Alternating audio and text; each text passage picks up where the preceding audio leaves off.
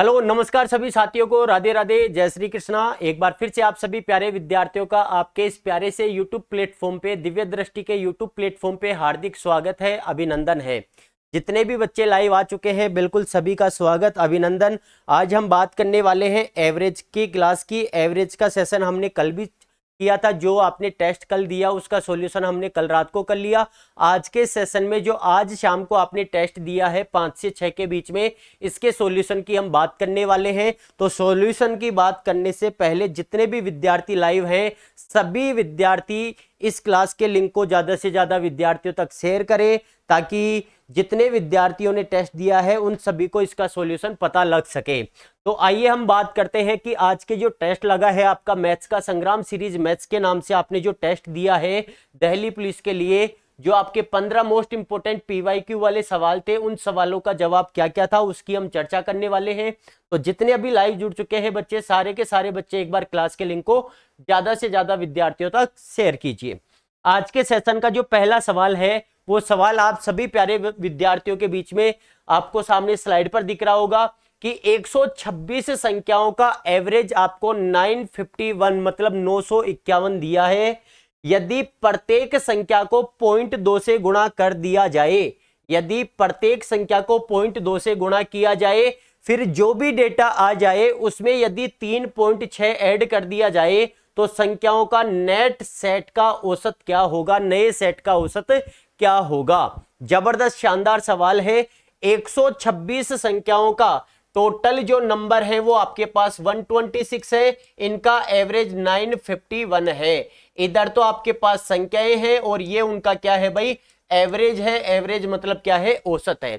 यदि प्रत्येक संख्या को 0.2 से गुणा कर दिया जाए, और कल वाले सेशन के अंदर मैंने सेकंड लास्ट क्वेश्चन यही बताया था कि यदि कुछ क्रमागत संख्याओं का माध्य दिया गया हो और प्रत्येक संख्या में कुछ भी जोड़ने, घटाने, गुणा करने या भाग देने को कहा जाए, तो यह प्रक्रिया हम पुराने औसत के साथ कर देते हैं। तो यहां पर प्रत्येक संख्या को 0.2 से गुणा करने को कहा, तो मैं इस औसत को 0.2 से गुणा कर दूंगा। और जब 0.2 से गुणा करोगे तो 2 एकम 2, 2 का 5 गुणा 10, रिमाइंडर होगा 1, 2 9 18 और एक कितना होगा भाई 19। एक अंक छोड़कर पॉइंट लगाना है, तो जब इसको आप 0.2 से गुणा करोगे तो 190 पॉइंट कितना आ रहा होगा भाई, 2 आ रहा होगा। ठीक है ना। प्रत्येक संख्या को गुणा करने को कहा तो मैंने पुराने औसत को गुणा कर दिया, नया औसत मेरे पास ये वाला निकल कर आ गया। संख्याएं तो अभी भी मेरे पास कितनी है भाई, 126 ही है। संख्याओं को थोड़ी छेड़ा है उसने। फिर क्या कहा कि जो भी औसत आए उसमें प्रत्येक में 3.6 जोड़ दिया जाए, तो आप इसी के अंदर 3.6 और ऐड कर दीजिए। 6 और 2 तो कितना होगा 8, 190 में 3 ऐड करोगे तो 193 होगा। यही हमारे सवाल का क्या होगा भाई, आंसर होगा 193 पॉइंट क्या होगा 8 होगा, जो कि ऑप्शन नंबर कौन सा है, ए है। बिल्कुल सभी बच्चों ने इस सवाल का राइट आंसर दिया था। 193 पॉइंट क्या होगा भाई, 8 होगा। ठीक है भाई।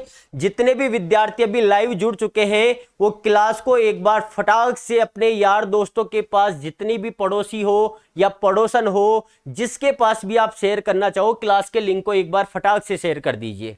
ठीक है भाई। सेशन का पहला सवाल आपका कंप्लीट हो चुका है। अगला सवाल देखिए, 9 चीजों का एवरेज आपको दे रखा है 87, मतलब 9 कोई आर्टिकल है, उनका एवरेज आपको कितना दे रखा है 87। अगर इनका टोटल निकालना हो तो मैं 9 को किससे गुणा कर दूंगा, 87, या 87 87 87 ऐसे 9 बार लिखकर उनको आप ऐड भी कर सकते हो। 9 को जब 87 से गुणा करोगे तो आपके पास डेटा क्या रहा होगा, 9 7 63, रिमाइंडर होगा 6, 9 8 72, 72 और 6 कितना होगा भाई 78। मतलब इन 9 संख्याओं का जो कुल होगा वो टोटल मेरे पास कितना आ रहा होगा, योग 783 783 आ रहा है। आगे क्या कहा कि पहली 5 चीजों का औसत आपके पास 79 है। 9 में से जो शुरू वाली 5 है उनका एवरेज हमें कितना दे रखा है, उनका एवरेज हमें 79 दे रखा है। और उसके जस्ट आगे वाली जो 3 संख्याएं हैं उनका एवरेज हमें कितना दे रखा है, 92 दे रखा है। 9 में से 8 संख्याओं का मान आपको पता है, तो नवी संख्या कैसे निकालोगे सर? 9 संख्याओं के योग में से 8 संख्याओं के योग को हम निकाल देंगे, नवी संख्या का मान हमारे पास आ जाएगा। 5 को 79 से मल्टीप्लाई करो, 5 9 45, रिमाइंडर कितना होगा भाई? 4 होगा। 5 7 35 और 4 कितना होगा? 39 होगा। जो शुरू की आपकी 5 संख्याएं थी उनका योग कितना था? 395 था। उसके आगे 3 संख्याओं का औसत 92 है, तो उनका योग निकालने के लिए गुणा करोगे, 3 दूनी 6 और 9 तिया कितना होगा भाई? 27 होगा। तो टोटल 8 संख्याएं हैं, 5 और 3 8, 8 का योग निकाल लो, 6 और 5 11 का 1, रिमाइंडर 1 होगा। 9 7 16 और 1 17, रिमाइंडर फिर से 1 होगा। 3 2 5 और 1 कितना होगा? 6 होगा। 9 संख्याओं का टोटल योग 783 है और उनमें से शुरू की 8 संख्याओं का योग 671 है। तो नवी संख्या का मान कैसे निकालेंगे सर? 783 में से 671 को निकाल देंगे, 3 में से 1 गया 2, 8 में से 7 जाएगा तो कितना बचेगा? 1 और इधर भी 1 बचेगा। सवाल का आंसर होगा 112, 112। ऑप्शन नंबर ए को उड़ा दो, राइट आंसर होगा 112। आपके सवाल का क्या होगा? राइट आंसर होगा। ठीक है भाई, बिल्कुल सही जवाब दे रहे हो। बिल्कुल आपके सवाल का करेक्ट आंसर क्या है भाई? 112 है। ठीक है, देखिए अगले सवाल की तरफ चलते हैं। जो भी बच्चे टेस्ट देते हैं शाम को 5 से 6, वो यहां आकर कमेंट बॉक्स में बताया भी करो, क्योंकि जैसे ही आप टोटल अपना टेस्ट सबमिट करते हो तो आपको तुरंत रिजल्ट भी पता लग जाता होगा कि 15 में से आपके कितने सही हैं और कितने गलत हैं, कितने सही है और कितने गलत है। ये जवाब आप तुरंत कमेंट बॉक्स में फेंक कर मारो कि आपने जो आज टेस्ट दिया है 15 सवालों का, उस 15 सवाल में आपने कितने सही करे हैं और कितने गलत करे हैं। देखो शानदार जबरदस्त आपके सारे के सारे सवाल थे। आज वाला जो एवरेज का टेस्ट लगा है सारे के सारे 15% आपके इंपोर्टेंट थे। अगला सवाल देखिए, ये आपकी आयु वाला सवाल आ गया, औसत आयु वाला। अगला सवाल है हमारा कि 5 वर्ष पहले पति पत्नी की औसत आयु, 5 वर्ष पहले पति और पत्नी की औसत आयु। अरे पति और पत्नी कितने कैंडिडेट हुए सर? 2 कैंडिडेट। 5 वर्ष पहले की बात कर रहे हैं तो ये वर्तमान रख लो, और वर्तमान से कितने साल पहले की बात हो रही है? 5 वर्ष पहले। 5 वर्ष पहले आप पति और पत्नी की औसत आयु हमें दे रखा है कितनी भाई? पति और पत्नी की औसत आयु 23 वर्ष दे रखा है। जब 2 कैंडिडेटों की औसत आयु 23 वर्ष है तो इनकी कुल आयु कितनी रही होगी सर? 23 का दुगना 46 वर्ष रही होगी। आज से 5 साल पहले अगर लोग लुगाई दोनों की आयु को काउंट किया जाए तो वो टोटल कितने साल के थे? 46 साल के। अब ये नहीं पता कि लुगाई कितने साल की है, आदमी कितने साल का है, लेकिन ये पता है कि दोनों की आयु को अगर काउंट किया जाए तो 46 आता है। हो सकता है कि आदमी 25 साल का हो, लुगाई 11 साल की हो, ठीक है ना, या सॉरी आदमी 25 साल का हो और लुगाई कितने साल की हो? 21 साल की हो। या फिर ये भी हो सकता है कि आपकी मतलब वाइफ 20 साल की हो और आदमी कितने साल का हो? 26 साल का हो। लेकिन उन दोनों की टोटल आयु हमें पता है 46 वर्ष है। अगर मैं वर्तमान की बात करूं, वर्तमान में पति और पत्नी की कुल आयु कितनी होगी? तो वर्तमान के अंदर सर पति भी 5 साल बड़ा होगा, पत्नी भी 5 साल बड़ी होगी, तो 46 के अंदर आप 10 ऐड करोगे तो प्रेजेंट टाइम में दोनों कितने साल के हैं? 56 साल के हैं। पति और पत्नी प्रेजेंट टाइम में वर्तमान समय में कुल कितने साल के हैं? 56 साल के हैं। यहां देखो वर्तमान में पति पत्नी, ये देखो बच्चा भी हो गया, एक बच्चा भी है, उनकी औसत आयु 20 वर्ष है। अरे 3 कैंडिडेटों की औसत आयु 20 वर्ष है तो कुल आयु निकालने के लिए सर 3 को 20 से गुणा करेंगे। तीनों की कुल आयु कितनी है? 60 वर्ष है। इन तीनों में से 2 की आयु का पता है, पति और पत्नी की कुल आयु कितनी है? 56 है, तीनों की 60 है, तो बच्चे की आयु निकालनी है तो 60 में से 56 को निकाल दो, आंसर कितना आ जाएगा? 4, जो कि ऑप्शन नंबर कौन सा था? सी आपके सवाल का क्या है? राइट आंसर है। ठीक है भाई, बच्चा कितने साल का है भाई? बच्चा है 4 साल का। ठीक है, सवाल इंपोर्टेंट है, शानदार सवाल है, एवरेज का बहुत शानदार सवाल है। ठीक है, और उम्मीद करता हूं कि आपने भी इस सवाल का आंसर 4 ही दिया होगा। ठीक है, यहां तो आप 4 बता रहे हो, लेकिन जो टेस्ट दिया है उस टेस्ट में भी क्या आपने उस बच्चे की आयु 4 साल ही बताई थी क्या? ठीक है, अगला सवाल भी देखिए, अगला सवाल भी आपकी औसत आयु का ही है। माता पिता और बेटे की औसत आयु उस बेटे की शादी के समय 42 वर्ष थी। मतलब माता प्लस पिता और प्लस में इनका जो बेटा है, इस बेटे की जब शादी हुई थी तब इन तीनों लोगों की जो औसत आयु थी वो कितने वर्ष थी भाई? 42 वर्ष थी। अगर इनका कुल निकालना है तो हम इसको 3 से गुणा कर दे, और जब 42 को 3 से गुणा करोगे तो इन तीनों की टोटल आयु थी 126 वर्ष। कब की बात है? जब बेटे की शादी हुई तब। 1 वर्ष बाद एक बच्चा पैदा हो गया, ठीक है, उस बेटे के एक बच्चा पैदा हो गया, और शादी के 6 वर्ष बाद परिवार की औसत आयु कितनी हो गई भाई? 36 वर्ष हो गई। शादी के 6 वर्ष बाद परिवार की औसत आयु। अच्छा, शादी के 6 साल बाद परिवार में कौन कौन होंगे? सर, परिवार में माता भी, पिता भी और उनका बेटा भी। अच्छा, बेटा है तो बेटे की पत्नी भी होगी ना। बेटे की कौन होगी भाई? पत्नी भी होगी, और उनका भी क्या होगा? बेटा। इनकी जो औसत आयु है वो कितने वर्ष है? 36 वर्ष। और जब कुल निकालोगे तो 36 को 6 से गुणा किया, 36 को 6 से गुणा करोगे तो कितना होगा भाई? 6 चंगे 36, रिमाइंडर 3, 18 और 3 कितना होगा? 21, 216 आ रहा होगा। कितना आ रहा होगा? 216। लेकिन यहां से अगर मैं इसके बेटे को काउंट ना करूं और इनकी प्रेजेंट आयु निकालो तो 36 गुणा कितना कर देना आप? 36 गुणा में कितना कर रहे होगे? 5। 36 गुणा 5 करोगे तो कितना आ रहा होगा भाई? 180 आ रहा होगा। कितना आ रहा होगा? 180। देखो ध्यान से समझना, माता पिता और बेटे की औसत आयु बेटे की शादी के समय 42 वर्ष थी। बेटे की शादी, मान लो कि बेटे की शादी माता पिता और बेटे की जो औसत आयु थी 42 दे रखा है, तो टोटल कितनी होगी? 126 हो गई। 1 वर्ष बाद, जब 1 साल बाद की बात होगी तो माता भी 1 साल बड़ी होगी, पिता भी 1 साल बड़ा होगा, और बेटा भी कितने साल बड़ा होगा? 1 साल बड़ा होगा। 1-1 साल बड़े होंगे ना। अगर तीनों कैंडिडेट 1-1 साल बड़े हैं तो 6 साल बाद माता भी 6 साल बड़ी, पिता भी 6 साल बड़ा, और उनका बेटा भी कितने साल बड़ा हो जाएगा? 6 साल बड़ा होगा। जायज सी बात है, ठीक है। तो यहां पर अगर माता पिता, बेटा, पत्नी, बेटे की पत्नी और उनका भी बेटा, उन सभी कैंडिडेटों की जो औसत आयु दे रखी है 6 वर्ष बाद, वो कितनी हो जाती है भाई? 36 हो जाती है। कितनी? 36।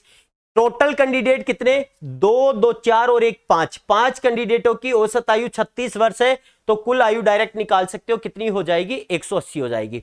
अच्छा, यहां पर आपको माता पिता और उनका जो बेटा था, उनका जो क्या था भाई? बेटा था। अगर उनकी वर्तमान औसत आयु निकालनी हो तो वर्तमान औसत आयु कैसे निकाले? उनकी वर्तमान औसत आयु कैसे निकालोगे?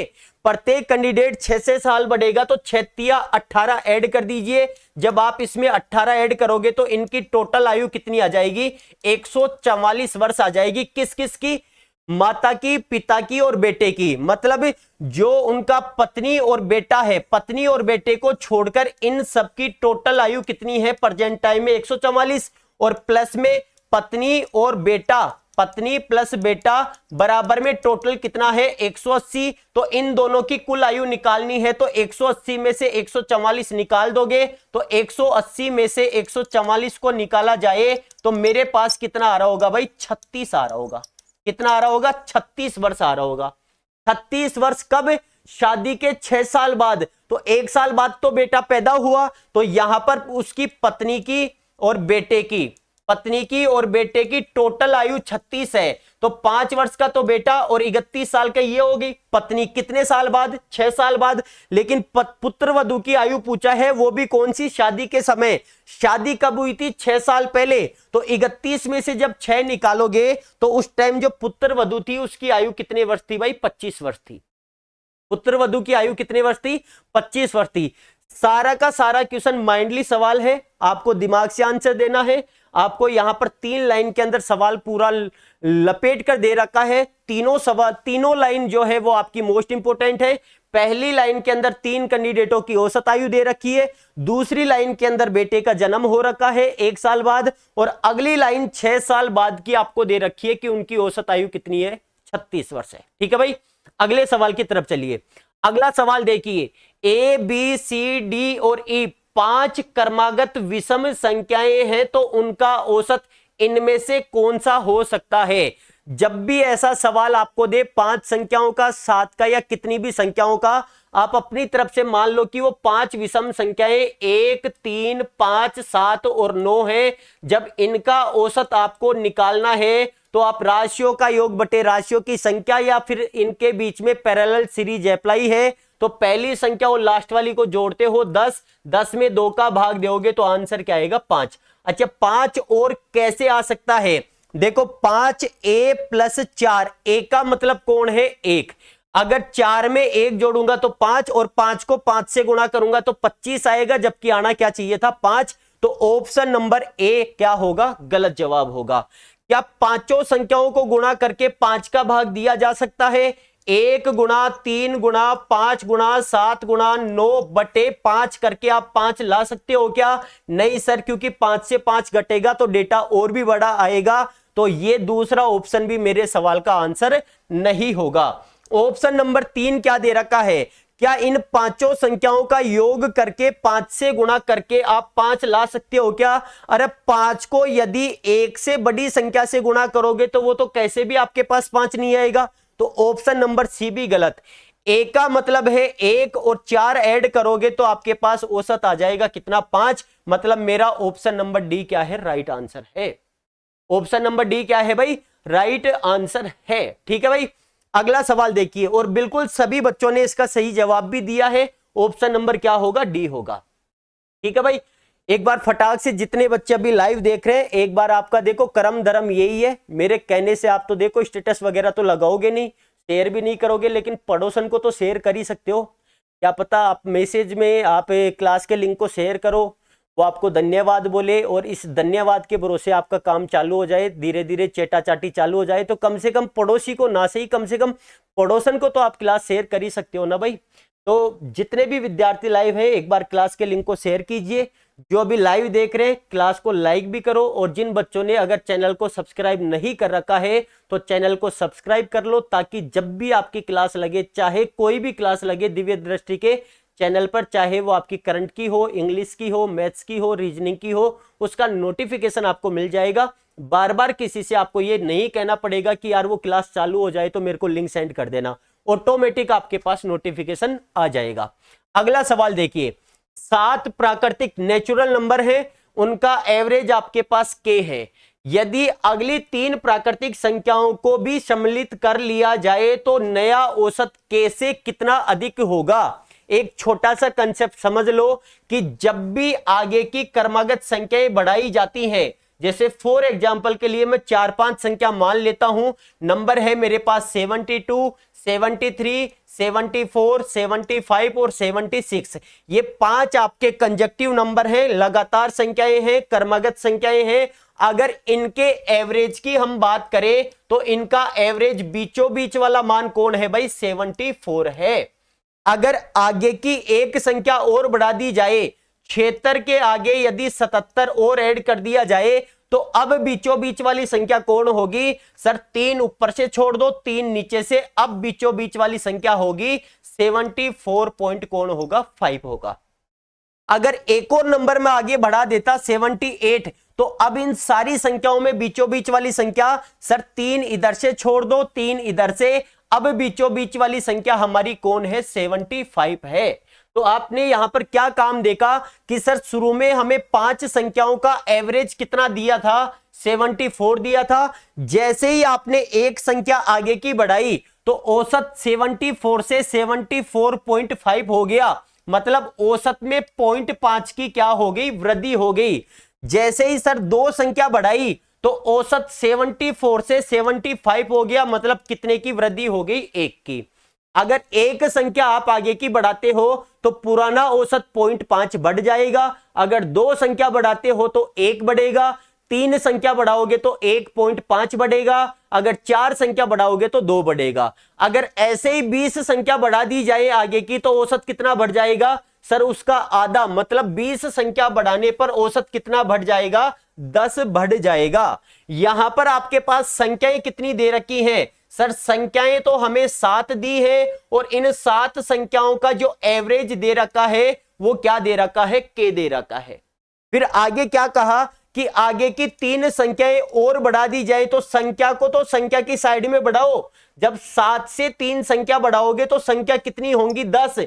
और इन 10 संख्याओं का औसत नहीं पता हमें क्या होगा, लेकिन इतनी सी बात पता है कि एक संख्या बढ़ाते हैं तो औसत 0.5 बढ़ता है, तो 3 संख्या बढ़ाने पर औसत कितना बढ़ेगा, 1.5। तो औसत होगा k प्लस 1.5। और सवाल में क्या पूछा है, k से कितना अधिक होगा, तो k से कितना ज्यादा है भाई, 1.5। तो ऑप्शन नंबर आपका क्या होगा, बी राइट आंसर होगा।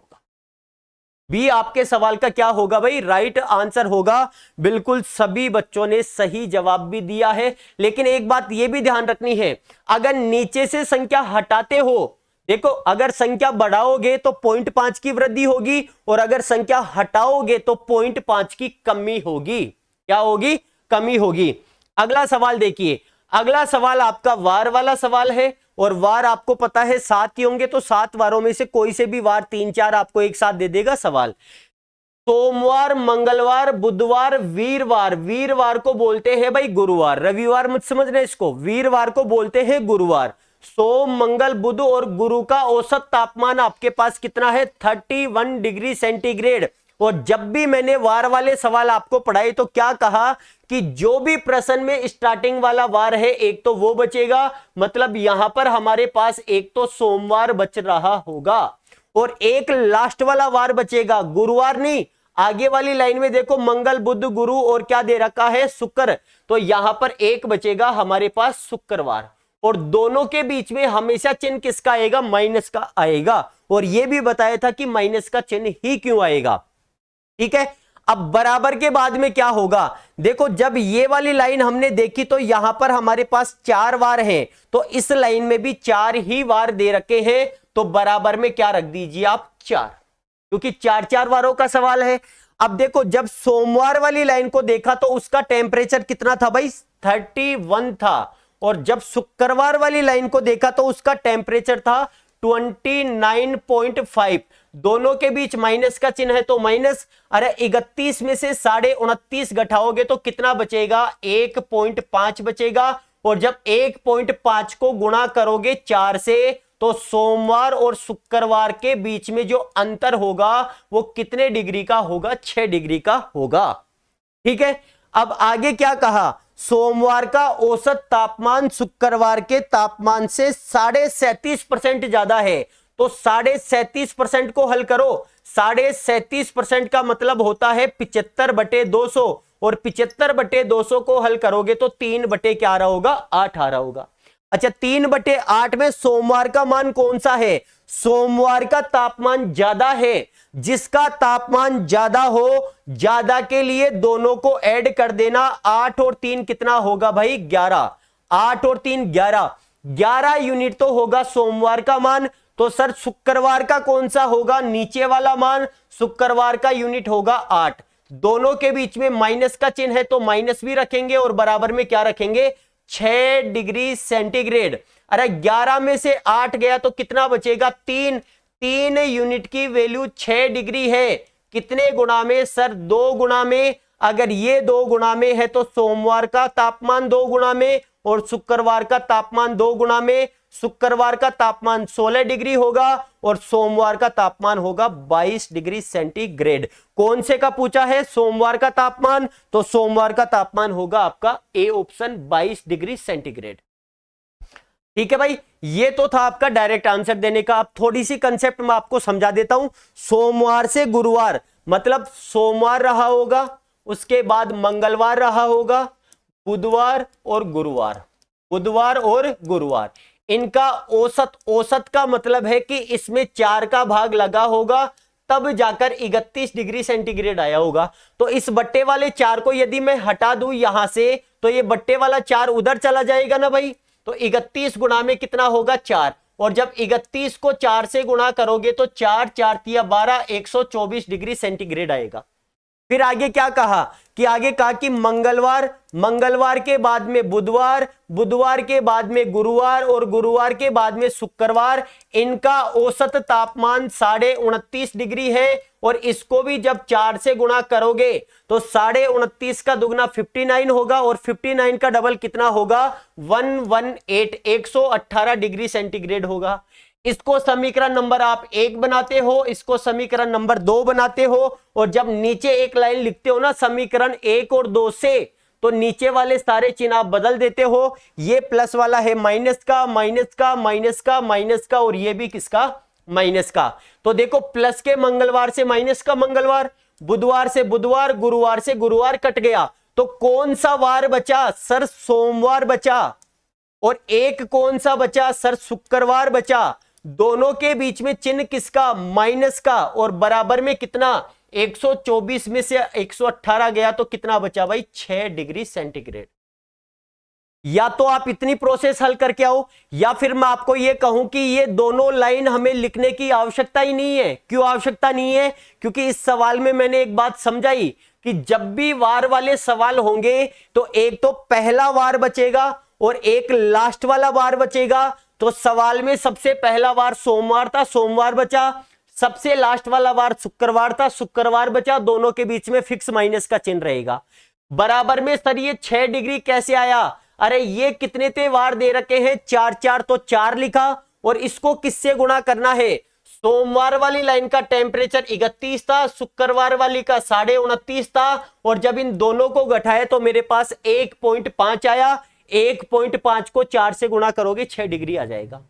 फिर जैसा सवाल में कहा वो काम कर दिया कि सोमवार का तापमान 37.5% ज्यादा होना चाहिए, तो 37.5% को हल किया 3/8। जिसका तापमान ज्यादा है दोनों को ऐड कर दिया करो। 8 और 3 11 इसके नीचे, तो 8 इसके नीचे, दोनों का अंतर 3 का मान 6 डिग्री। 2 गुना में तो सोमवार का मान भी 2 गुना में। ठीक है, अगला सवाल देखिए। अगला सवाल भी आपका वार वाला सवाल ही था। सोमवार से बुधवार, अब बताओ सोमवार से बुधवार कितने वार होते हैं? 3। तो सवाल में कौन सा वार बचेगा सर? सोमवार स्टार्टिंग में है तो सोमवार बचेगा। लास्ट वाला वार कौन सा दे रखा है? मंगलवार से वीरवार, वीरवार का मतलब है गुरुवार, तो लास्ट में गुरुवार बचेगा। दोनों के बीच में चिन्ह माइनस का होगा। सर बराबर के बाद में क्या आएगा? अरे सोमवार से बुधवार, सोम मंगल बुध, कितने त्योहार हुए सर? 3 वार गुणा सोमवार वाली लाइन का टेम्परेचर 37 है और गुरुवार वाली लाइन का टेम्परेचर 34 है। जब 37 में से 34 निकालोगे तो कितना बचेगा? 3। और जब 3 को 3 से गुणा करोगे तो सोमवार और गुरुवार दोनों के बीच में माइनस का चिन्ह, बराबर में कितना आ जाएगा? 9 डिग्री सेंटीग्रेड। 9 डिग्री कितना आ जाएगा? सेंटीग्रेड। अच्छा, सवाल में आगे क्या दे रखा है? वीरवार का तापमान सोमवार के तापमान का 4/5 है। अब की बार परसेंटेज नहीं दे रखा, बटे में दे दिया कि वीरवार का तापमान 4/5 होना चाहिए। तो जिसका तापमान 4/5 है, 4/5 रख दो।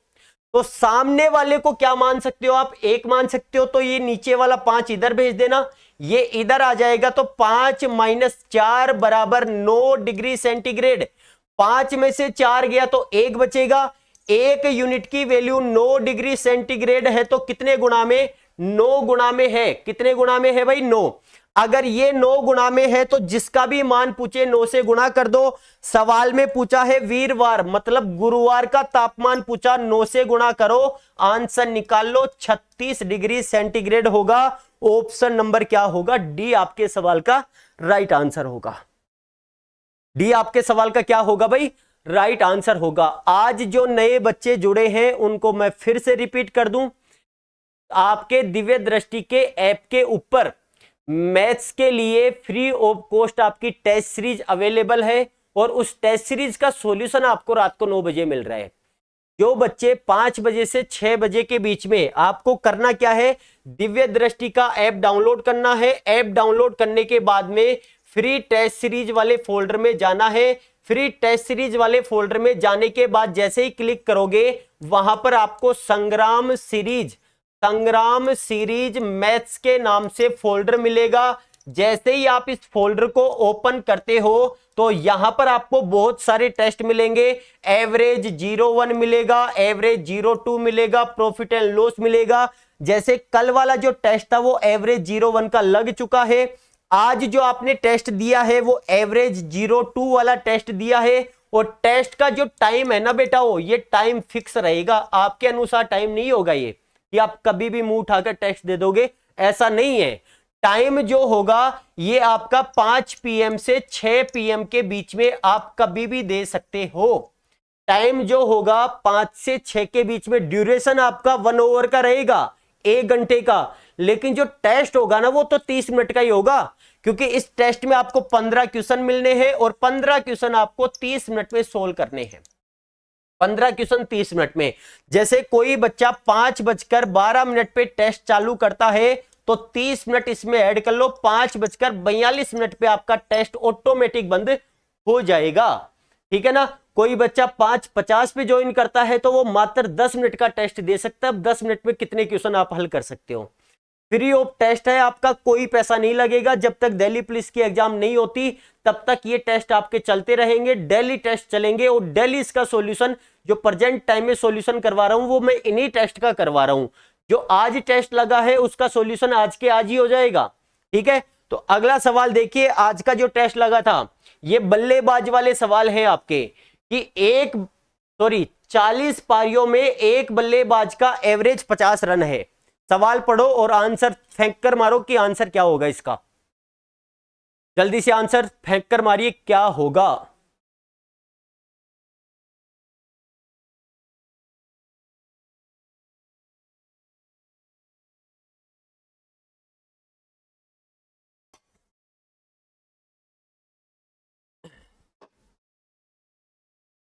एक 172 होगा या 173 होगा या 174 होगा भाई, जल्दी जवाब दीजिए। देखो 40 पारियों में एक बल्लेबाज का औसत रन 50 रन है। हर पारी में 50 तो लगाया नहीं होगा, कहीं कहीं पर जल्दी भी आउट हुआ होगा, कई पारियों में उसने रन ज्यादा भी बनाए होंगे। लेकिन जब सभी को जोड़कर 40 का भाग दिया तो एवरेज निकलकर कितना है, 50। तो 40 पारियों के टोटल रन निकालने हैं तो 40 गुणा 50 कर दो। इसका मतलब उस बल्लेबाज ने 40 पारियों में टोटल 2000 रन बना रखे हैं। ठीक है। आगे क्या कहा, अगर उसके उच्चतम और निम्नतम स्कोर का अंतर आपका 172 रन है। उच्चतम को H बोल रखा है हाईएस्ट और L का मतलब है लोएस्ट। मतलब यदि H माइनस L देखा जाए तो इन दोनों पारियों का डिफरेंस कितने रन है भाई, 172 रन है। हाईएस्ट स्कोर को और लोवेस्ट स्कोर का यदि अंतर देखा जाए तो 172 रनों का है। ठीक है। अब जब H माइनस L आ गया ना तो खोपड़े में तुरंत चलना चाहिए कि H प्लस L भी निकालना है। H प्लस L कैसे निकाले, अगर दोनों पारियों को निकाल दे, कौन सी दोनों पारियां, हाईएस्ट और लोवेस्ट इनिंग को यदि निकाल दिया जाए तो उसका औसत 48 हो जाता है। अरे जब औसत 48 हो रहा है तो पारियां क्या 40 की 40 रहेंगी क्या, नहीं। दो पारियों को निकालोगे तो 40 में से 2 गया तो कितनी पारियां, 38। और 38 को 48 से गुणा कर लो। 38 को 48 से गुणा करोगे, 8 8 64, रिमाइंडर होगा 6 और 8 तिया 24 और 8 चौके 32, 24 और 32 ऐड करो, 24 और 6 30, 30 और 30 60 और 2 62, 62 का 2 रिमाइंडर फिर 6 होगा, 4 तिया 12 और 6 18, 1800 कितना आ गया भाई 24। ये कितनी पारियों का है, ये 38 पारियों के टोटल रन है। अगर उन दोनों पारियों के कुल रन निकालने हैं, कौन कौन सी दोनों पारियां, हाईएस्ट प्लस लोवेस्ट का टोटल यदि निकालना है तो 2000 में से इसको निकाल दो तो आपके पास कितने रन आ रहे होंगे, 176। जब H प्लस L दो संख्याओं का योग हो और दो संख्याओं का उन्हीं का अंतर आपको दे रखा हो तो उसमें से यदि H का मान निकालना है तो दोनों संख्याओं को ऐड करो, 176 प्लस 172 और कितने का भाग चिपका दो, 2 का। दोनों को ऐड करोगे 6 और 2 कितना होगा, 8 होगा। 7 और 7 14 का 4 रिमाइंडर 1 होगा, 1 और 1 2 और 1 3, 348 में 2 का भाग दोगे तो सवाल का आंसर आ जाएगा 174। मतलब उस बल्लेबाज की हाईएस्ट इनिंग जो थी वो कितने रनों की थी, वो 174 रनों की थी। अच्छा, अगर लोवेस्ट इनिंग के बारे में पूछा होता तो आप इन दोनों संख्याओं को घटा दो। 176 में से 172 निकालोगे 4 और 4 में 2 का भाग दोगे तो उस बल्लेबाज ने सबसे न्यूनतम स्कोर 2 रन बना रखा था, 2 पे आउट हो गया था। हाईएस्ट स्कोर उसका कितना था? 174 था। ठीक है भाई, तो सवाल ऐसे मैंने बहुत सारे सवाल पहले भी करवा रखे, परसेंटेज में भी दो संख्याओं का योग, उनका अंतर, ऐसे बहुत सारे सवाल करवा रखे हैं आपको। ठीक है, अगला सवाल देखिए, अगला सवाल स्लाइड पर है। अब की बार गेंदबाजी वाला सवाल है कि एक गेंदबाज का गेंदबाजी औसत 12.4 रन प्रति विकेट है। अगली पारी में 10 विकेट लिए और 52 रन खर्च किए, मतलब 52 रन तो लुटाए उसने, लेकिन 10 के 10 डंडे उसने उखाड़ दिए, इसलिए उसका औसत 0.4 बढ़ गया। तो वर्तमान में कुल विकेट ज्ञात करो कि टोटल उसके विकेट कितने हो रखे हैं। देखो ये अगली पारी है, तो अगली पारी से पहले जितनी भी पारियां उस बल्लेबाज ने खेल रखी हैं बॉलिंग वाली, उसमें उसका औसत 12.4 है। तो उससे पहले वाले को आप उसका कैरियर मान लो। क्या मान लो भाई? कैरियर। जब कैरियर की बात थी उसका, तो उस कैरियर में उसका औसत कितना था? 12.4 रन प्रति विकेट। जब यहां पर औसत रखे हो तो यहां अगली पारी का भी क्या आना चाहिए बेटाओं? अगली पारी का भी आपके पास औसत ही आना चाहिए। अगली पारी का औसत आपको नहीं दे रखा, लेकिन अगली पारी में 52 रन देकर उसने डंडे कितने उखाड़े? 10। तो 52 में 10 का भाग दोगे तो अगली पारी में एक विकेट लेने के लिए उसने औसतन 5.2 रन दिए हैं। ठीक है, जब शाम को बैठे तो उस आदमी ने कहा कि आज की पारी की वजह से मेरा औसत 0.4 बढ़ जाता है। बढ़ने का मतलब प्लस होगा या माइनस? यहां बढ़ने का मतलब प्लस नहीं होगा। क्यों नहीं होगा? ध्यान से सुनना। जसप्रीत बुमराह जो आपका फेवरेट बॉलर है, जसप्रीत बुमराह, मान लो कि आईपीएल के अंदर 4 ओवर इसने किए, आईपीएल में 4 ओवर इसने किए, 4 ओवर में इसने 20 रन दिए और 20 रन देकर ये 3 विकेट लेता है। कितने विकेट ले रहा है? 3। अगले मैच में भी इसने 4 ओवर किए और 4 ओवर के अंदर इसने रन दिए, अब की बार 24 रन, और 24 रन देने के बाद भी कितने विकेट लिए? 3 विकेट। तो अगर मैं आपसे ये पूछूं कि जसप्रीत बुमराह की पहली पारी की बॉलिंग अच्छी है या दूसरी पारी की बॉलिंग अच्छी है? सर दोनों जगह 3-3 विकेट है, दोनों जगह 4-4 ओवर किया है, लेकिन पहले वाली पारी में 20 रन दिए, दूसरी वाली पारी में 24 रन दिए। तो सर हमारे हिसाब से तो जो इसकी बॉलिंग है वो पहली पारी में अच्छी हुई है, जबकि पहली पारी के अंदर रन क्या है? कम, और कम होने के बावजूद भी आप क्या बोल रहे हो? अच्छी बोल रहे हो। देखो अच्छी का मतलब तो प्लस होता है और कम का मतलब माइनस होता है। मतलब जब भी आपको सवाल में ये लगे कि यार बढ़ रहा है मतलब प्लस का काम हो रहा है, तो वहां पर चिन्ह माइनस का आ रहा होता है, और जहां घट रहा होता है कम, वहां पर चिन्ह किसका आ रहा होता है? प्लस का। तो यहां पर बढ़ने का मतलब आपको ऐड नहीं करना। अरे कोई गेंदबाज 12.4 रन प्रति विकेट ले रहा था और 0.4 बढ़ा दोगे तो 12.8 होगा, तो ये गेंदबाजी अच्छी कहां से हुई भाई? ये तो गेंदबाजी उल्टी खराब हुई है। अगर अच्छी गेंदबाजी करनी है तो 12.4 में से 0.4 घटाओ 12, अगर औसत 12.4 की जगह 12 आ जाए तब उसकी गेंदबाजी अच्छी होगी। तो यहां पर 0.4 बढ़ जाता है, इसका मतलब आपको वो माइनस करना है उसका औसत। तो पहले 12.4 बता रहा था, अब 12 होगा, तो 12 किसका औसत होगा? सर सभी पारियों का, तो सभी का मान रख दो बीच में और क्या करना है? एलिगेशन। 12.4 में से 12 घटाया तो 0.4, और इधर घटाओ 12 में से 5 गया 7, और 7 में से 0.2 जाएगा तो 6 पॉइंट कितना आ रहा होगा? 8। ये इनके विकेटों का अनुपात होगा। काटा पीटी करो सर, 10 मल्लव से 10 मल्लव काटेंगे, 4 एकम 4, 4 एकम 4 और 4 सत्ते कितना होगा? 28। मतलब उस बल्लेबाज के विकेटों का अनुपात 17:1 है। 17 अनुपात में तो पहले ले रखा है, आज 1 के अनुपात में विकेट लिया है, तो सर उसके टोटल विकेटों का अनुपात 18 हो जाएगा। कितना हो जाएगा भाई? 18। अच्छा, इन तीनों में किसी एक के विकेट आपको दे रखे हैं सवाल में। 10 विकेट कौन सी पारी के थे? अगली पारी के, और अगली पारी का अनुपात 1 है, तो 1 अनुपात की वैल्यू 10 विकेट है। 10 विकेट है तो कितने गुणा में 10? तो टोटल विकेट भी 10 से गुणा कर दो। उस गेंदबाज ने टोटल 180 विकेट ले रखे हैं। ऑप्शन नंबर ए होगा। ऑप्शन नंबर ए आपके सवाल का क्या होगा? राइट आंसर होगा। मैंने कहा जैसे ही ये क्लास चालू हुई थी उस दौरान मैंने कहा था कि आज जो आपका एवरेज का टेस्ट लगा है वो बहुत शानदार सवाल थे, जबरदस्त सवाल थे। 15 में से 9 क्वेश्चन मैंने प्रीवियस एग्जाम के लिए थे और 6 क्वेश्चन मैंने अपनी मर्जी से दिए। उस मर्जी के सवाल में एक सवाल आपका बल्लेबाज वाला और एक सवाल आपका गेंदबाज वाला, ठीक है ना। वो उच्चतम पारी निम्नतम पारी का योग वाला मेरी तरफ से था और ये मेरी तरफ से था, ठीक है। और जो आगे बल्लेबाज वाले सवाल आएंगे वो आपके प्रीवियस एग्जाम के सवाल हैं सारे के सारे। अगला सवाल देखिए, अगला सवाल, ठीक है।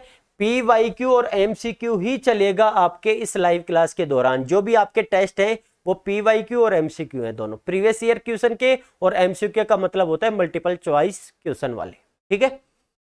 एक हॉस्टल में 35 छात्र हैं, ये भी बहुत शानदार सवाल था भाई, बहुत शानदार सवाल आपका, वेरी वेरी मोस्ट कर लेना। ऐसे सवाल और भी निकाल कर जाने हैं। एक हॉस्टल में कितने छात्र हैं भाई? 35 छात्र हैं एक हॉस्टल में, ठीक है।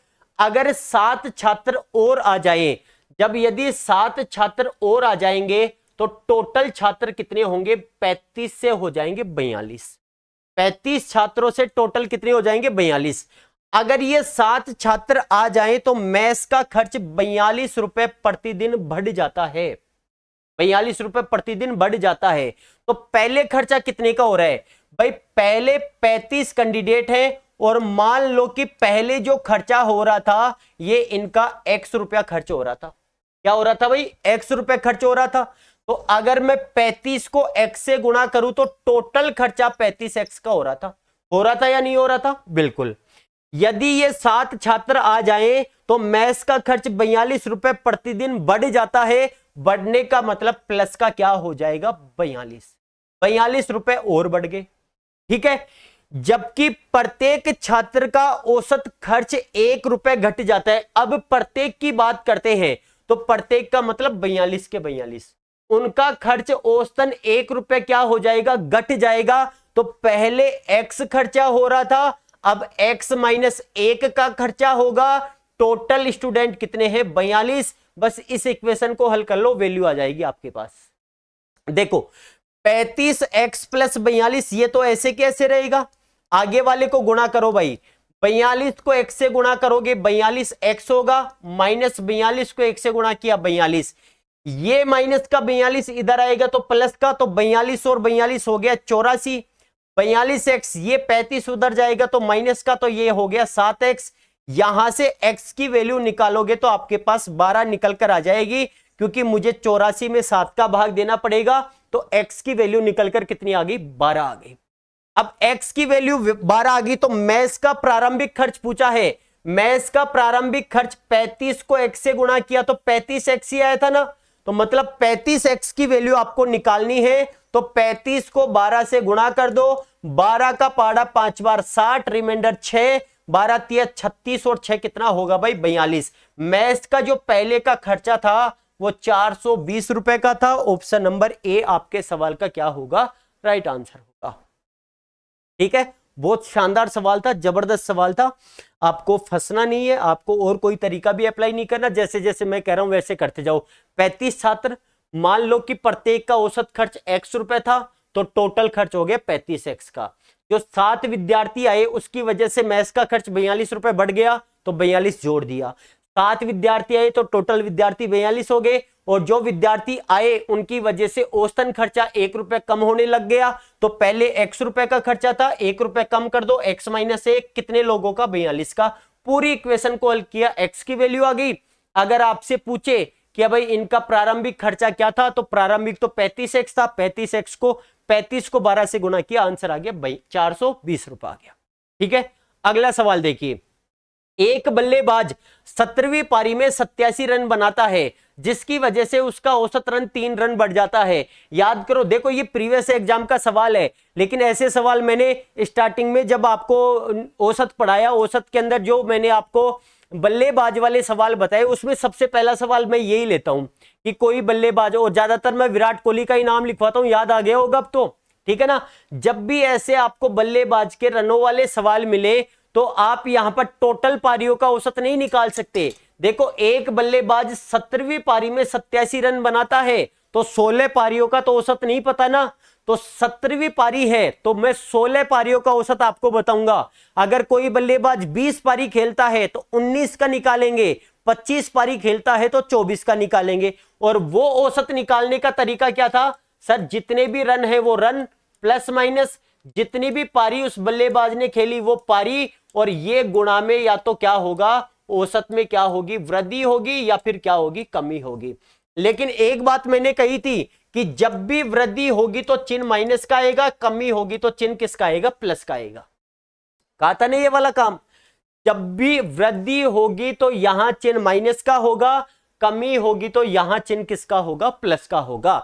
देखो एक बल्लेबाज 17वीं पारी में 87 रन बनाता है, मतलब हम 16 पारियों का औसत निकालेंगे।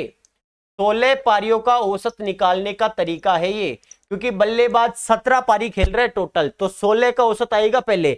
रन कितने दे रखा है सर, 87, प्लस माइनस में क्या आएगा पता नहीं।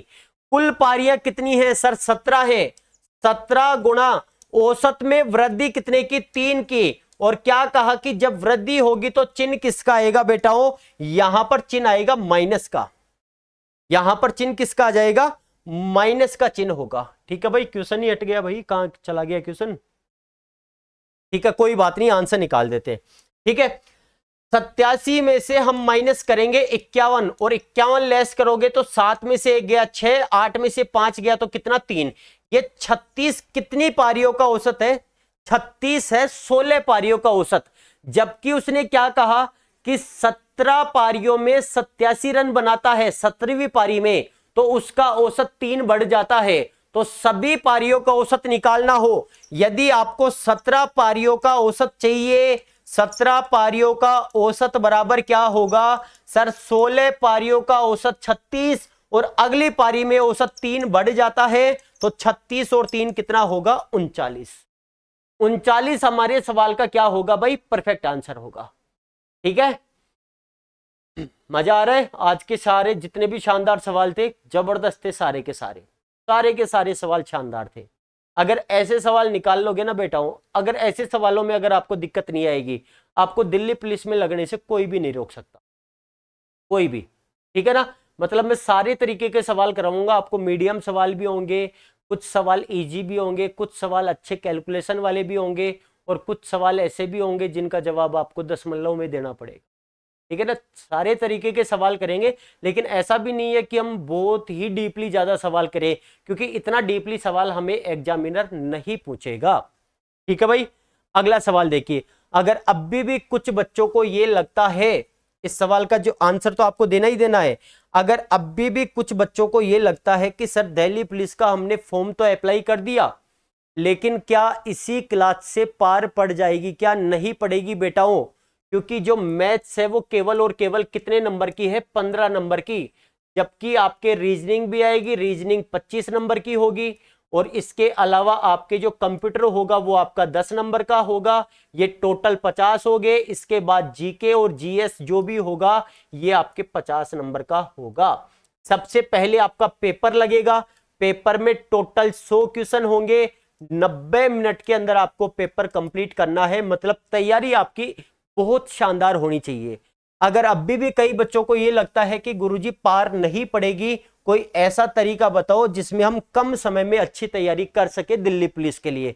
तो बेटाओं बार बार मैंने आपको कहा है कि दिव्य दृष्टि के ऐप के ऊपर जाओ, क्योंकि अगर आप ऑफलाइन नहीं कर सकते तो सबसे पहले आप ऐप डाउनलोड करो।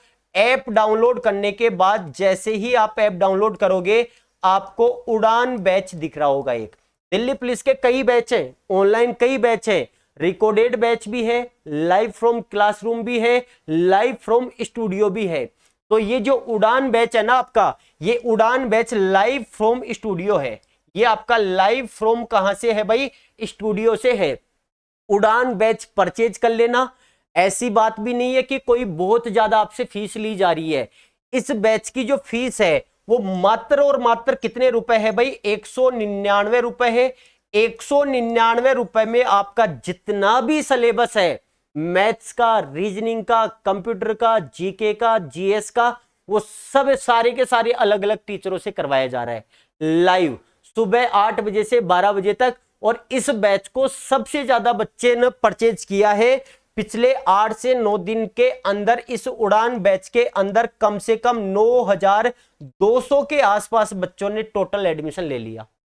पिछले कुछ दिनों के अंदर ही 3-3.5 बच्चों ने लिया है।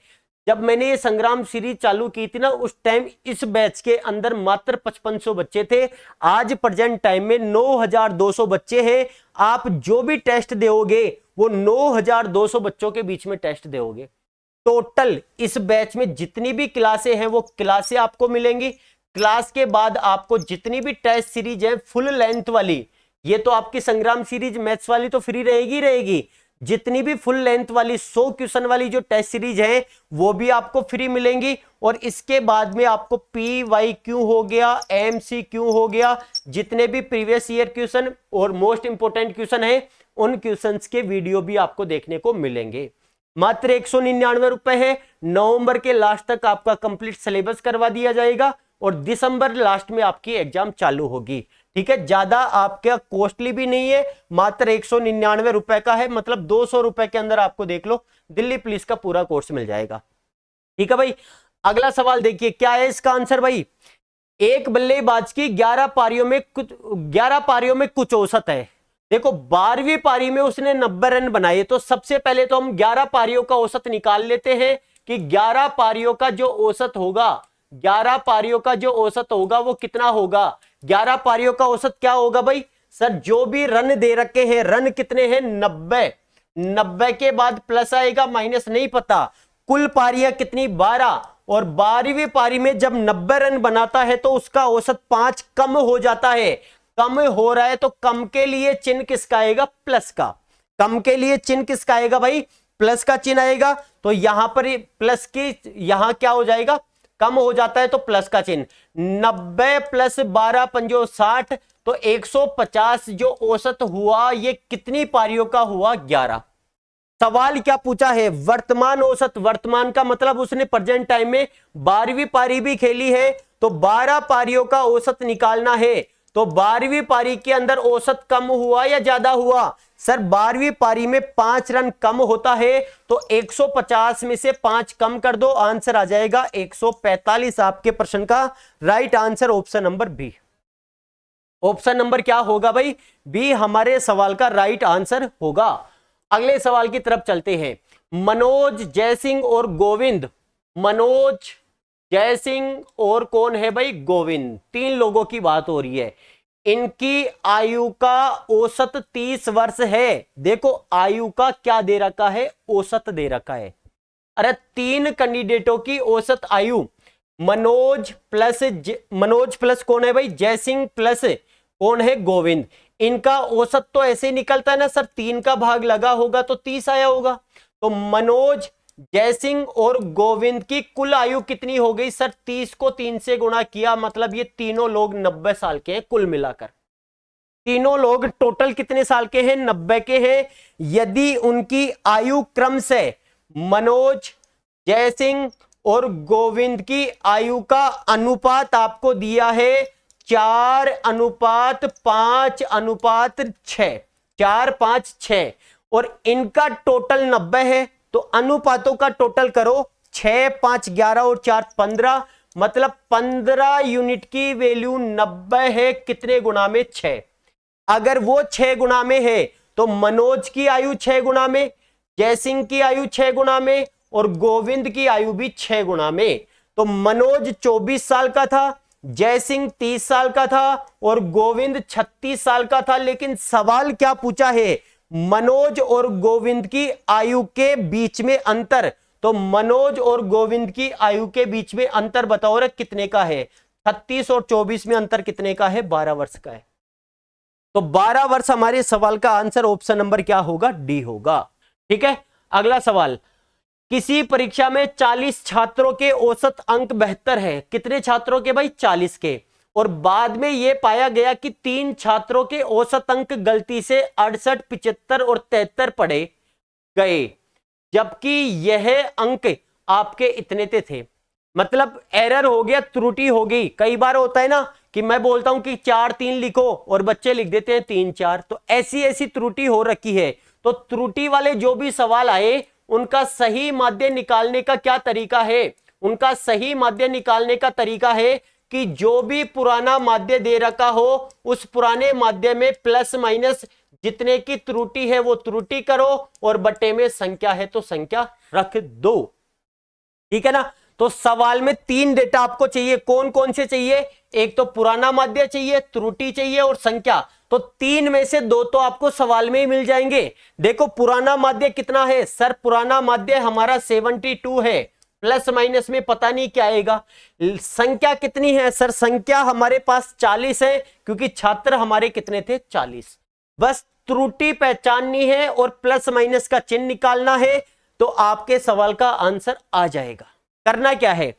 देखो गलती से 68, 75 और 73 पढ़े गए, जबकि वो संख्या क्या थी? 64। मतलब 64 को तो क्या पढ़ लिया भाई? 64 को तो पढ़ लिया 68। दूसरी संख्या थी कौन सी हमारी? 62। 62 को क्या पढ़ लिया? 62 को 75 पढ़ लिया। और तीसरी संख्या 84। 84 को क्या पढ़ लिया? 84 को 73 पढ़ लिया। मैं आपको बोलूं कि लिखो रे 64, अरे मैं आपको कहूं कि लिखो 64, आप 68 लिख दोगे तो कितना ज्यादा लिखोगे? 4। मैं कहूं 62 लिखो, आप 75 लिख रहे हो तो कितना ज्यादा लिख रहे हो सर? 13। मैं कहूं 84 लिखो और आप 73 ही लिख रहे हो तो कितना कम लिख रहे हो? माइनस का 11। तो खत्म कर लो, 11 से यहां काटोगे तो प्लस का 2 आएगा। 4 और 2 कितना होगा? 6। मतलब प्लस का 6 आया। इधर प्लस है तो इधर चिन्ह जो होगा वो किसका होगा? माइनस का। तो माइनस करो, 6 कर दो। माइनस करो और कितना कर दो भाई? 6 कर दो। क्या हुआ भाई? कहीं गलत तो नहीं किया ना? एक बार चेक कर लेना, क्योंकि आंसर जो आएगा वो 71 पॉइंट कुछ आएगा इस हिसाब से। तो देखो 40 छात्रों के औसत अंक 72 थे, तो पुराना माध्य 72 हो गया, टोटल संख्या 40 हो गई। यह पाया गया कि 3 छात्रों के अंक गलती से 68, 75 और 73 पढ़े गए। ये पढ़ा है आपने, 68, 75 और 73 पढ़ा है, जबकि यह अंक 64, 62 और 84। मतलब 64 को 68 पढ़ोगे तो 4 ज्यादा पढ़ा, 62 को 75 पढ़ोगे तो 13 ज्यादा पढ़ा, और 84 को 73 पढ़ा जाएगा तो कितना कम पढ़ा जाएगा? 11 कम। तो और जब इसको हल करोगे तो 13 और 4 17 होगा, प्लस का 17 में से 11 जाएगा तो प्लस का 6 बचेगा, और जब इधर प्लस बचेगा तो इधर चिन्ह किसका होगा? माइनस का। 2 से काटा 3 बार, 2 से काटा 20 बार, और 72 माइनस 3/20 करोगे, ये हमारे सवाल का आंसर होगा। लगभग 71 पॉइंट कुछ आंसर आना चाहिए।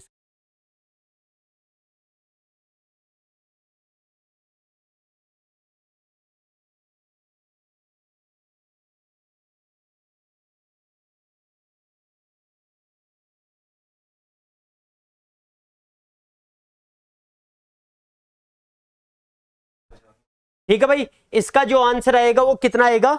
71 पॉइंट कुछ आ रहा होगा। ठीक है, ऑप्शन में 71 पॉइंट कुछ है नहीं, ऑप्शन आपका 71 पॉइंट कुछ आना चाहिए।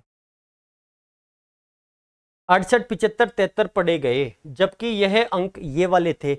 आंसर तो ये होंगे, लेकिन अगर इन अंकों को मैं नीचे कर दूं और इनको ऊपर कर दूं ना, तब 72.1 आ रहा होगा आपके आंसर, जबकि इसका ओरिजिनल आंसर 72.1 नहीं है, 71 पॉइंट कुछ है। तो आंसर 71 पॉइंट कुछ होना चाहिए, 9 के आसपास या 8 के आसपास। ठीक है ना? ये क्वेश्चन एरर था। ठीक है, मैं इसको सही करवा दूंगा।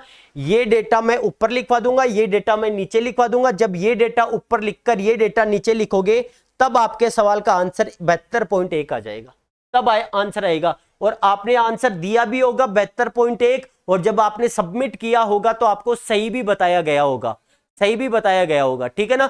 तो 72.1 आंसर नहीं है, क्योंकि वो तो वहां पर ठीक है हमने सेट कर दिया, आंसर ये है और यही रहेगा आंसर 72.1। बस डेटा चेंज करवाने, ऊपर नीचे डेटा करवाने। ठीक है भाई, ये आज के सेशन के आपके 15 सवाल थे जो हमने कंप्लीट कर लिए हैं। कल आपका दशहरा का जो त्योहार है उस दिन भी आपको टेस्ट देना है, और टेस्ट आपका वो ही 5 से 6 के बीच में रहेगा। और जो कल आपका टेस्ट होगा वो आपका प्रॉफिट एंड लॉस का होगा। प्रॉफिट और किसका होगा भाई? लॉस का होगा। ठीक है, बाकी मिलते हैं। और बिल्कुल आप सभी प्यारे विद्यार्थियों को दिव्य दृष्टि की टीम से दशहरे की भी हार्दिक शुभकामनाएं और गांधी जयंती की भी हार्दिक शुभकामनाएं। जिनकी जेब में गांधी है उनको गांधी जयंती की शुभकामनाएं, और जिनकी जेब में गांधी नहीं है, मतलब रुपया नहीं है, उनको दशहरा की हार्दिक शुभकामनाएं। इसी के साथ हम मिलते हैं कल वाले सेशन में। अभी के लिए गुड नाइट, शुभ रात्रि, राधे राधे, जय श्री कृष्ण।